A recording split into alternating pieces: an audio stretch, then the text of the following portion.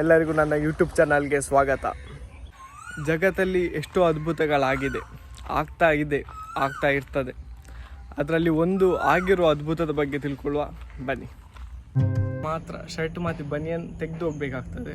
ದೇವರ ವಿಗ್ರಹ ಉಂಟು, ಕಲ್ಲಿಂದ ಮಾಡಿರುವುದಲ್ಲ ಅಥವಾ ಮಣ್ಣಿಂದ ಮಾಡಿರುವುದಲ್ಲ. ಕಡು ಸಕ್ಕರ ಪಾಕ, ಆಯುರ್ವೇದ ಗಿಡಗಳು ಮತ್ತು ಪರಿಸರದಲ್ಲಿ ಸಿಗುವಂಥ ಸಸ್ಯಜನ್ಯ, ಪ್ರಾಣಿಜನ್ಯ, ಪ್ರಕೃತಿಜನ್ಯ ಈ ಮೂರು ಕಡೆಯಿಂದನೂ ಸೇರಿಸಿ ವಿಗ್ರಹ ಮಾಡಿರುವುದು.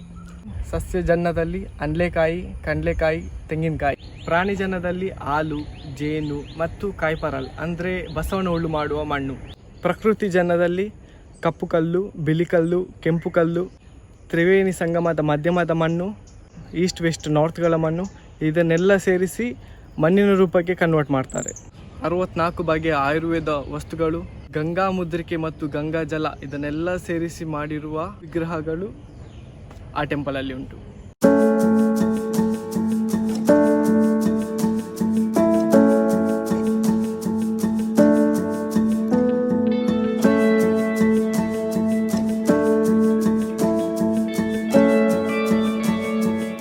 ಈ ದೇವಸ್ಥಾನವನ್ನು ಸರೋವರ ಕ್ಷೇತ್ರ ಅಂತ ಸಹ ಕರೀತಾರೆ.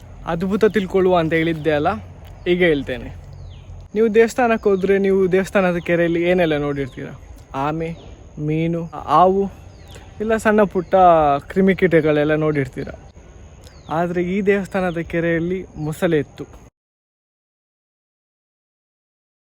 ಅದಕ್ಕೆ ಬಬ್ಬಿ ಅಂತ ಹೆಸರು ಕೂಡ ಇಲ್ಲಿ ಇಟ್ಟಿದ್ರು.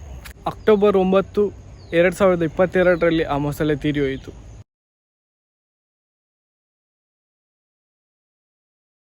ಮೊಸಳೆ ಇದ್ದಷ್ಟು ಸಮಯ ಯಾರಿಗೂ ಏನು ತೊಂದರೆ ಕೊಟ್ಟಿಲ್ಲ.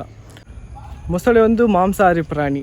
ಆದರೆ ಬಬ್ಬಿಯ ದೇವಸ್ಥಾನದಲ್ಲಿ ಕೊಡ್ತಿದ್ದ ಪ್ರಸಾದ ತಿಂತ ಇತ್ತು. ಬಬ್ಬಿಯ ಮೊಸಳೆದು ಸಮಾಧಿ ಕೂಡ ಇಲ್ಲೇ ಉಂಟು, ಬನ್ನಿ ನಾನು ತೋರಿಸ್ತೇನೆ. ಋಷಿಮುನಿಗಳು ತೀರಿ ಹೋದಾಗ ಅವರಿಗೆ ಹೇಗೆ ಪೂಜೆ ಕ್ರಮಗಳನ್ನೆಲ್ಲ ಮಾಡ್ತಾರೋ ಹಾಗೆಯೇ ಬಬ್ಬಿಗೂ ಕೂಡ ಅದೇ ರೀತಿಯಲ್ಲಿ ಪೂಜೆ ಕ್ರಮಗಳನ್ನು ಮಾಡಿದ್ದಾರೆ. ಬಬ್ಬಿಯ ಮೊಸಳೆ ಇರುವುದಕ್ಕಿಂತ ಮುಂಚೆ ಇನ್ನೊಂದು ಮೊಸಳೆ ಇಲ್ಲಿ ಇತ್ತಂತ. ಬ್ರಿಟಿಷ್ನ ಒಬ್ಬ ಸೈನಿಕ ಅದನ್ನು ಶೂಟ್ ಮಾಡಿ ಸಾಯಿಸಿದ್ದ. ಮತ್ತು ಕೆಲವು ದಿನದಲ್ಲಿ ಯಾವುದು ವಿಷಜಂತು ಕಚ್ಚಿ ಆ ಸೈನಿಕ ಸತ್ತಲ್ಲ. ಅನಂತಪುರ ಪದ್ಮನಾಭ ಟೆಂಪಲ್ ಅದು ಬೆಳಿಗ್ಗೆ 5:30 ಮಧ್ಯಾಹ್ನ 1:30 ತನಕ, ಮತ್ತು ಸಂಜೆ 5 ಗಂಟೆಯಿಂದ 40 ಕಿಲೋಮೀಟರ್ ಆಗುವ 6 ಲೈನ್ ರೋಡ್. 2024 ಈ ರೋಡ್ ಫುಲ್ ಕಂಪ್ಲೀಟ್ ಆಗಿ ರೆಡಿ ಆಗ್ಬೋದು. 1968.84 ಲಕ್ಷದಲ್ಲಿ ರೆಡಿ ಆಗ್ತಿರುವ ಈ ರೋಡ್ ಕೇರಳ ಗೌರ್ಮೆಂಟ್ 25% ಮತ್ತು ಸೆಂಟ್ರಲ್ ಗೌರ್ಮೆಂಟ್ 25% ಕೊಡ್ತದೆ. 9 underpass, 3 foot over bridge, 1 truck layby, 4 ಸಣ್ಣ ಸೇತುವೆ ಮತ್ತು 4 ದೊಡ್ಡ ಸೇತುವೆ, ಮತ್ತು 2 ಫ್ಲೈಓವರ್ ಆಗ್ತದೆ ಈ ರೋಡಲ್ಲಿ.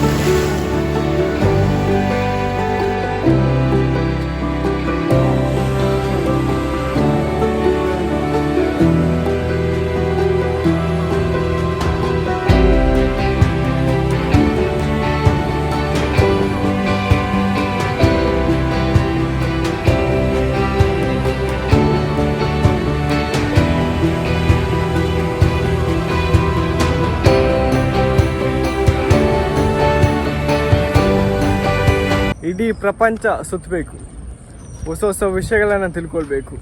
ನಾವು ಹೋಗುವ ಪ್ಲೇಸ್ಗಳ ಹಿಸ್ಟ್ರಿ, ಟ್ರೆಡಿಷನ್ಸ್, ಕಲ್ಚರ್ಸ್, ಲ್ಯಾಂಗ್ವೇಜಸ್ ಇದನ್ನೆಲ್ಲ ಸಹ ನಾವು ತಿಳ್ಕೊಳ್ಬೇಕು. ಈ ಜರ್ನಿಯಲ್ಲಿ ಎಲ್ಲ ಒಂದೊಂದಾಗಿ ತಿಳ್ಕೊಂಡು ಹೋಗುವ.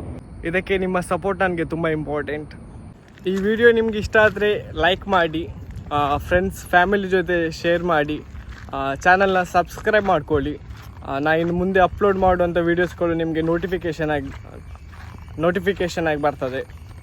ಎಲ್ಲ ಒಳ್ಳೆಯದಾಗಲಿ, ಎಲ್ಲರಿಗೂ ಒಳ್ಳೆಯದಾಗಲಿ. ನೆಕ್ಸ್ಟ್ ವೀಡಿಯೋದಲ್ಲಿ ಸಿಗ್ತೇನೆ. ಬಾಯ್ ಬಾಯ್.